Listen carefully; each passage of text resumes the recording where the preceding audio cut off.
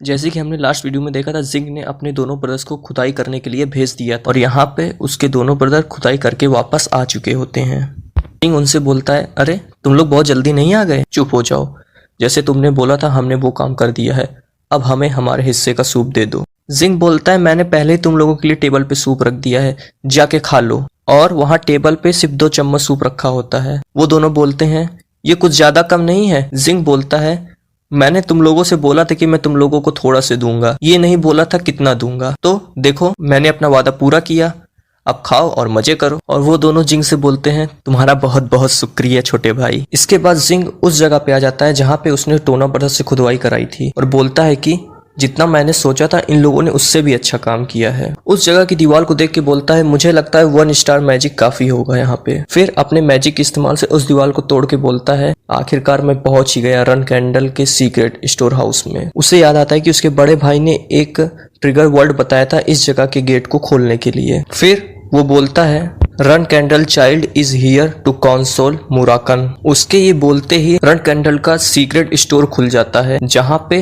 Run candles ने secretly उन families के टॉम्स को रखा था जो हजारों साल पहले खत्म हो चुकी थी और इस जगह पे सिर्फ फ्लैग बेयर्स ही अलाउ थे। जिंग उसके अंदर जाता है और सोचने लगता है ये जगह तो काफी बड़ी है और उसको अपने सामने वही इंसान दिखता है जो हमने लास्ट वीडियो में देखा था। उसको देखने के बाद जिंग कहता है, इसके चेहरे पे तो स्केल है, इसका मतलब ये इंसान नहीं है, आखिर ऐसी चीज यहाँ क्या कर रही है। और तभी उसे वो ट्रिगर वर्ड याद आता है और बोलता है, नहीं ये नहीं हो सकता, ये तो ब्लैक ड्रैगन मुराकन है। मैंने सुना था कि फर्स्ट ब्लैक बियर ने ब्लैक ड्रैगन को हरा दिया था और वो एक गहरी नींद में चला गया था। मैंने कभी नहीं सोचा था कि ये कहानी सच भी हो सकती है। खैर छोड़ो, मेरे पास इन सब चीजों के लिए टाइम नहीं है। आखिर ये सीक्रेट टॉम्स कहाँ रखी हुई हैं। और आखिरी में उसे वो सीक्रेट टॉम्स मिल जाते हैं, लेकिन वो सोचता है कि अगर मैं इन्हें अपने साथ ले गया तो मैं पकड़ा जा सकता हूँ, इसलिए जब भी मैं आऊंगा इन्हें कॉपी कर लिया करूंगा। तभी वहां पे जिंग को किसी को होने का एहसास होता है और वो सोचने लगता है, ये नहीं हो सकता, क्या कोई स्टॉर्म कैस्टल से यहाँ पे आ गया है। लेकिन उसके सामने मुराकन आ जाता है और उसको देख के जिंग सोचता है, मुराकन यहाँ पे क्यों आए। मैंने अपने पास्ट लाइफ में मुराकन के उठने के बारे में तो कुछ नहीं सुना था। सबसे पहले मुझे शांत हो जाना चाहिए। मुराकन हमारे फैमिली का गार्डियन ड्रैगन है, अगर मैं उसको रिस्पेक्ट शो करूँ और बच्चे की तरह एक्ट करूँ तो मैं बच सकता हूँ। और डरते हुए बोलता है कि run candle child great family guardian. और ये सुनने के बाद मुराकन गुस्से से पागल हो जाता है और बोलता है, क्या तुमने अभी भी मुझे गार्डियन कहा, तुम्हारी हिम्मत कैसे हुई मुझे एक तुच्छ सा गार्डियन की तरह ट्रीट करने की। और गुस्से से चिल्लाते हुए बोलता है, तुम रन कैंडल वालों ने सबको मेरे बारे में क्या बता के रखा है, मैं इस बच्चे को जाने नहीं दूंगा आज यहाँ से। लेकिन वो अपने आप को शांत करते हुए बोलता है, ओए बच्चे सुन, तेरे अंदर से मुझे शैडो एनर्जी की खुशबू आ रही है। जिंग बोलता है, शैडो एनर्जी। मुराकन बोलता है, हाँ मुझे सोते हुए जरूर 1000 साल हो गए हैं, लेकिन मैं इसे अच्छे से स्मेल कर सकता हूँ। ये बेकार से शैडो एनर्जी की बदबू, और ये उन्हीं के अंदर से आती है जो कॉन्ट्रैक्ट के अंदर होते हैं, जैसे कि टेमारी था। जिंग सोचने लगता है, तो मुराकन मेरे शैडो एनर्जी के कारण उठा है, तो चलो इस चीज को चेक करके देखते हैं। इसके बाद जिंग बोलता है, सर मुराकन। उसको देख के मुराकन खुश हो जाता है और बोलता है, अच्छा तुम्हें कुछ पता है ना, जल्दी से बताओ मुझे। उसके बाद वो मुराकन को शैडो एनर्जी दिखाते हुए बोलता है, क्या आप इस बारे में बात कर रहे थे, मेरे फादर ने बताया था कि ये पावर शैडो गॉड सॉल्ड्रेंट की है। उसको देखने के बाद मुराकन बोलता है, ओए सॉल्ड्रेंट तू मेरे साथ मजाक कर रहा है ना, जो हमारे बीच कॉन्ट्रैक्ट हुआ था 1000 सालों का, वो ये एक छोटा सा बच्चा है। इसके बाद मुराकन निराश होकर बोलता है, ओए बच्चे तुझे पता है मैंने सॉल्ड्रेंट के साथ एक प्रॉमिस किया था और मुझे जिस बंदे के साथ कॉर्पोरेट करना है उस प्रॉमिस को रखने के लिए वो तुम हो। मैं तुम्हें इसके बारे में डिटेल में बाद में कभी बताऊंगा और मुझे लगता है तुम समझ में नहीं पाओ क्योंकि तुम अभी बहुत छोटे हो, लेकिन मैं अपने आप को सॉल्ड्रेंट के कॉन्ट्रैक्टर के सामने इंट्रोड्यूस तो कर ही सकता हूँ। इसके बाद मुराकन अपने ड्रैगन फॉर्म में आते हुए बोलता है, मेरा नाम है मुराकन, शैडो का रिप्रेजेंटेटिव और उसका दोस्त, और लास्ट डिसेंट उस फर्स्ट बीइंग का जिसको शैडो ने बनाया है, और हमारे 1000 ईयर कॉन्ट्रैक्ट के अकॉर्डिंग आज से मैं तुम्हारी तरफ हूँ। अब अपना नाम बताओ सॉल्ड्रेंट के कॉन्ट्रैक्टर। इसके बाद जिंग मुस्कुराते हुए बोलता है, मेरा नाम है जिंग रन कैंडल, 13th और youngest son run candle family का। इसके बाद अगले सीन में हमें जिंग दिखाया जाता है जो कि बता रहा होता है, जो भी लोग गॉड के साथ कॉन्ट्रैक्ट करते हैं उनका कॉन्ट्रैक्ट सिर्फ गॉड के साथ ही नहीं बल्कि उनके गार्डियन ड्रैगन के साथ भी होता है। लेकिन किसी को भी सॉल्ड्रेंट के गार्डियन ड्रैगन के बारे में नहीं पता था, उसके बारे में बहुत से डाउट थे, लेकिन अब मुझे पता चल रहा है ऐसा इसलिए था क्योंकि मुराकन बहुत लंबे समय से सो रहा था और अब मुराकन उठ चुका है, इसका मतलब ये है कि मुझे भी एक गार्डियन ड्रैगन मिल चुका है और मैं आने वाले काफ़ी दिनों से मुराकन के साथ ही हूँ और जिस भी चीज़ के बारे में क्यूरियस रहता हूँ मुराकन से पूछ लेता हूँ। और जब से मुराकन उठा है मैंने उसे सीक्रेट लाइब्रेरी में ही रखा है काफ़ी दिनों से, लेकिन अब मुझे एक बात पता चल गई है कि मुराकन मेरी मेड की बनाई स्ट्रॉबेरी पाई के ऊपर पागल। जिंग एक बुक में कुछ लिख रहा होता है, उससे मुराकन पूछता है तुम ये क्या कर रहे हो। वो बोल रहा है मैं अपने साथ एक खाली जर्नल लेकर आता हूँ और तुम जो भी मुझे सीक्रेट बताते हो मैं उसमें लिख लेता हूँ।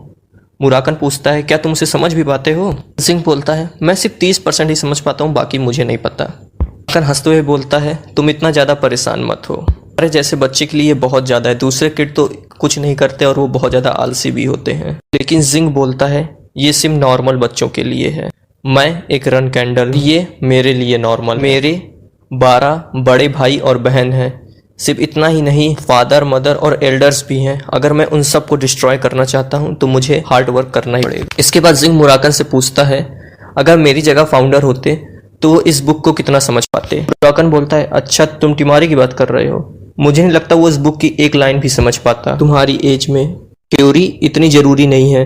वो बुक नहीं पढ़ता था लेकिन फिर भी वो बहुत अच्छा लड़ता था। और मुराकन जिंग से बोलता है तुम्हारे अंदर टिमारी जितना पोटेंशियल तो है लेकिन तुम उसके जितने अच्छे नहीं हो। ये सुनने बाद जिंग बोलता है क्या इसका मतलब फिर मैं कभी फाउंडर जैसा नहीं बन सकता।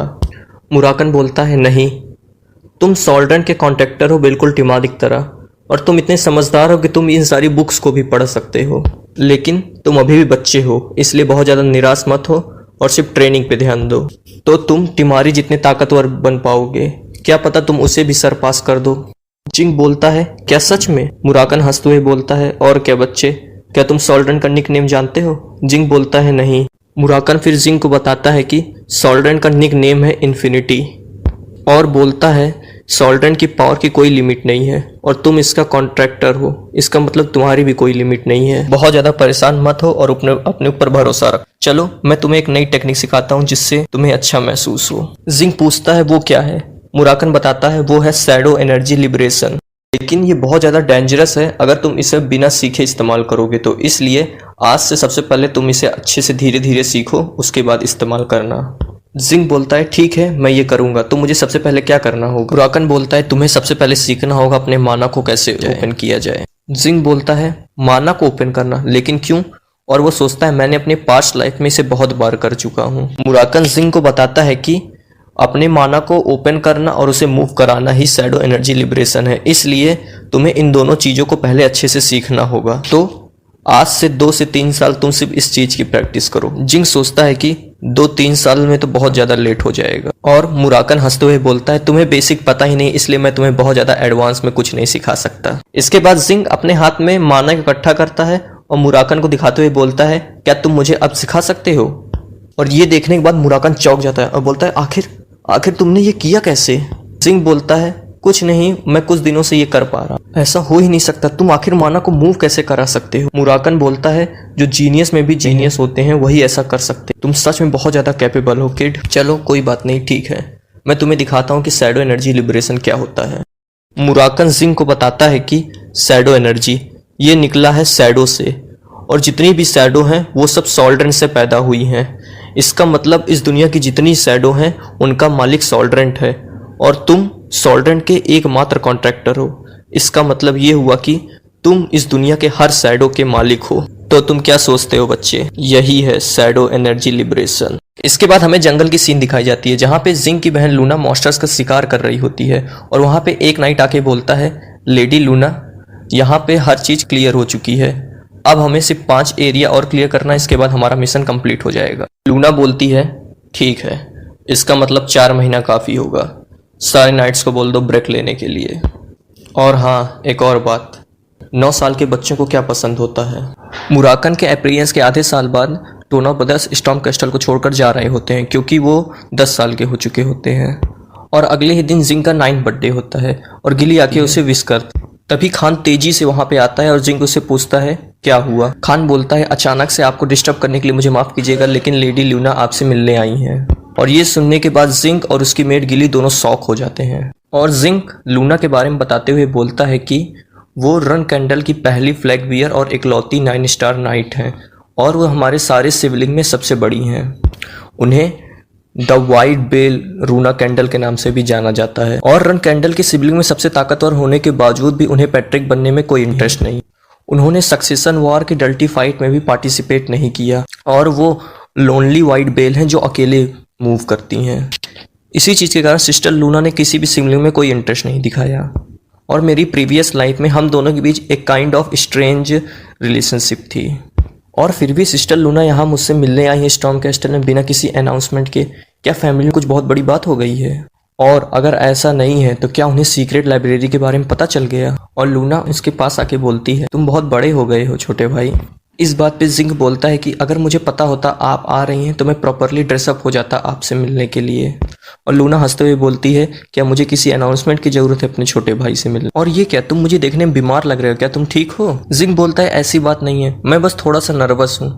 ये मेरा पहली बार है कि मैं आपको इतने पास से देख रहा हूँ, इसलिए मैं थोड़ा सा परेशान हूँ। ये सुनने के बाद लूना उदास हो जाती है और सोचने लगती है कि रन कैंडल फैमिली का ये ट्रेडिशन है कि उसकी सिबलिंग एक दूसरे को बस तबाह करना चाहते हैं।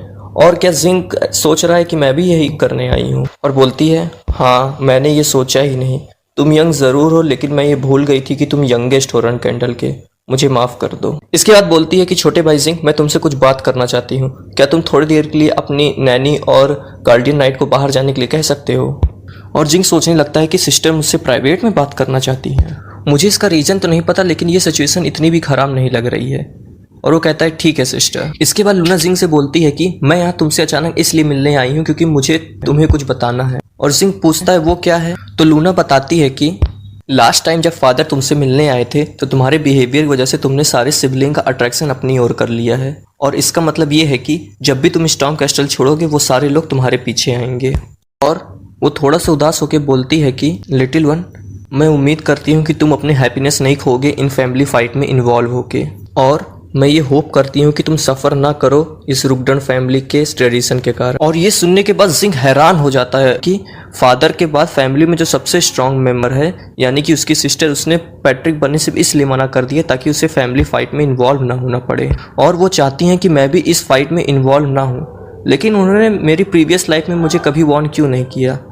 क्या ऐसा इसलिए था कि मैं इनसे बात करने के काबिल नहीं था, या फिर दूसरे सिबलिंग मुझे अपने कॉम्पिटिटर के तौर पे नहीं देखते थे? जिंग बोलता है, सिस्टर लूना, मैं बहुत ज़्यादा ग्रेटफुल हूँ आपके कंसल के लिए, लेकिन मेरा कोई इंटेंशन नहीं है इस फाइट से बाहर बैठने का। लूना बोलती है, जिंग सीरियसली मैं ऐसा इसलिए नहीं कह रही क्योंकि मुझे लगता है कि तुम मेरे अगेंस्ट कॉम्पीट करोगे। जिंग बोलता है, मुझे पता है सिस्टर, लेकिन मुझे पहले से ही असैसिनेट करने की कोशिश की जा चुकी और यही एक एब्सोल्यूट रीजन है कि मैं इस फाइट से बैक डाउन नहीं कर सकता। और ये सुनने के बाद लूना गुस्सा अलग ही लेवल पे पहुंच जाता है और उसके और एक कारण पूरा स्टॉर्म कैस्टल हिलने लगता है। और वो चिल्लाते हुए बोलती है कि किस सिबलिंग की इतनी हिम्मत हुई तुम्हें चोट पहुंचाने की, वो भी स्टॉर्म कैस्टल के अंदर। और वो जिंग से पूछने लगती है कि बताओ मुझे जिंग, किस सिबलिंग ने तुम्हें मारने की कोशिश की है? और जिंग बोलता है कि मुझे अभी तक उसकी आइडेंटिटी नहीं पता लगी। इसके अलावा अगर उन्होंने मुझे मारने की भी कोशिश की है, लेकिन देखिए सिस्टर, मैं बिल्कुल ठीक। और मुझे जान के ये बहुत खुशी हुई कि मेरे सारी सिबलिंग मुझसे नफरत नहीं करते। लूना जिंग को गले लगाते हुए बोलती है कि इसका मतलब ये हुआ कि तुम पहले से इस डल्टी फाइट में इन्वॉल्व हो चुके हो जिंग, और ये जानकर मुझे बहुत दुख हो रहा है। जिंग सोचता है कि किसे पता था कि सिस्टर लूना इतनी ज़्यादा सॉफ्ट हार्टेड पर्सन होंगी, और वो बोलता है, दुखी मत होइए।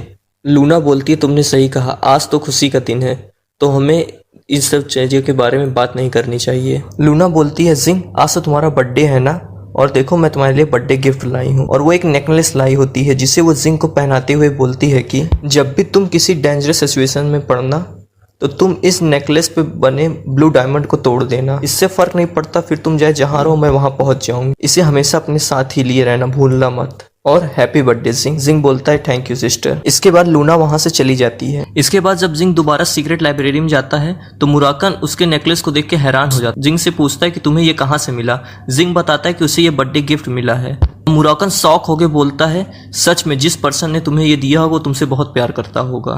बताता है कि ये एक आर्टिफैक्ट है, डीमन किंग ऑर्गल। हजारों साल पहले लोग इस आर्टिफैक्ट को पाने के लिए अपनी जान तक दांव पे लगा देते थे। जिंग पूछता है, क्या सच में ये इतना अच्छा है? मुराकन बोलता है, और क्या, और ये तुम्हें 5 स्टार मैजिक से प्रोटेक्शन देता है और तुम्हारे मैजिक पावर को भी बढ़ा देता है, और इसके पास समनिंग एबिलिटी भी है। फिर मुराकन बोलता है ये सब छोड़ो, अच्छा ये बताओ वो पर्सन कौन था जो यहाँ आया था जिसकी एनर्जी इतनी ज्यादा स्ट्रांग थी। जिंग बताता है वो मेरी बड़ी बहन थी। और ये सब छोड़ो, तुम उसकी एनर्जी को इतनी दूर से सेंस कर पा रहे थे। मुराकन बोलता है और क्या, और मैं ये शर्त लगा सकता हूँ कि तुम्हारी बहन ने भी मेरी एनर्जी को सेंस कर लिया होगा। और ये सुनने के बाद जिंग की फट जाती है और बोलता है क्या, कहीं वो मेरी फैमिली को इस बारे में ना बता दें। और मुराकन बोलता है तुम फालतू में ही चिंता कर रहे हो, वो ऐसी पर्सन है जिसने तुम्हें इतना वैल्यूबल गिफ्ट दिया, तुम्हें लगता है वो अपने छोटे भाई के बारे में बता कैसे मरने के लिए छोड़ देगी। इसके बाद हमें लूना दिखाई जाती है जो कि कैस्टल के बाहर खड़ी रहती है और बोलती है मुझे यकीन है मैंने यहाँ पे एक स्ट्रॉन्ग एनर्जी सेंस की थी जो पहले यहाँ कभी नहीं थी। क्या इसका मतलब ये हुआ कि लिटिल वन किसी चीज की तैयारी कर रहा है? तो इसका मतलब मुझे ना जानने का ही बहाना करना चाहिए। बस एक बात याद रखना सिंह, तुम कुछ भी करो और चाहे जो बन जाओ, मैं हमेशा तुम्हारा साथ दूंगी।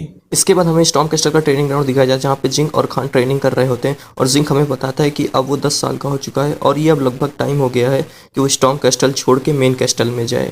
इसके बाद खान बोलता है हमें आज की ट्रेनिंग को यहीं रोकना होगा। जिंक पूछता है क्यों, क्या हुआ, आज की ट्रेनिंग के साथ कोई प्रॉब्लम है क्या? खान बोलता है नहीं, ये मेरे लिए गर्व की बात है अब तक आपको सिखाना, और अब ज़्यादा समय नहीं बचा है कि आप ये स्टॉर्म कैस्टल छोड़ने वाले हैं, लेकिन मैं आपसे वादा करता हूं कि मैं तब तक आपको बेस्ट ट्रेनिंग दूंगा। जिंग कहता है ठीक है, तो मेरा ख्याल रखना फिर तब तक। इसके बाद हमें दिखाया जाता है जिंग जलती हुई मोमबत्ती में अपनी उंगली डाल के कुछ चेक कर रहा हो। तभी वहां पे गिली आ जाती है और जिंग से पूछती है ये ज्यादा गर्म तो नहीं है? जिंग बोलता है नहीं, मुझे लग रहा है प्रोनिक हार्ट बहुत अच्छे से काम कर रहा है। गिली बोलती है हाँ, मैंने प्रोनिक हार्ट के बारे में सुना था, लेकिन उसके इफेक्ट को मैं पहली बार अपनी आंखों से देख रही हूँ। जिंग सोच रहा होता है अभी तक मैंने इसको आधा एब्जॉर्ब कर लिया है, लेकिन कुछ ही साल में इसकी पूरी पावर एब्जॉर्ब कर लूंगा। गिली जिंग के कपड़ों को पैक कर रही होती है और वो जिंग से बोलती है कि यंग मास्टर, कल सुबह ही हम लोग स्टॉर्म कैस्टल छोड़ने वाले हैं, तो अगर आपको किसी चीज़ की ज़रूरत होगी तो मुझे बता दीजिएगा। इसके बाद गिली पूछती है यंग मास्टर क्या ये मैं इन किताबों को भी पैक कर लूँ? जिंग बोलता है हाँ, इन्हें भी कर लो, मैं रास्ते में इन्हें पढ़ लूँगा। गिली कहती है ठीक है, और हाँ, मैं स्ट्रॉबेरी केक बना दे रही हूँ आज के नाश्ते के लिए। कुछ याद आता है और कहता है गिली मैं कुछ देर के लिए बाहर टहलने जा रहा हूँ। गिली थोड़ा हैरान हो जाती है, पूछती है क्या इतने टाइम? जिंग बोलता है सॉरी, लेकिन मैं बहुत जल्दी वापस आ जाऊंगा।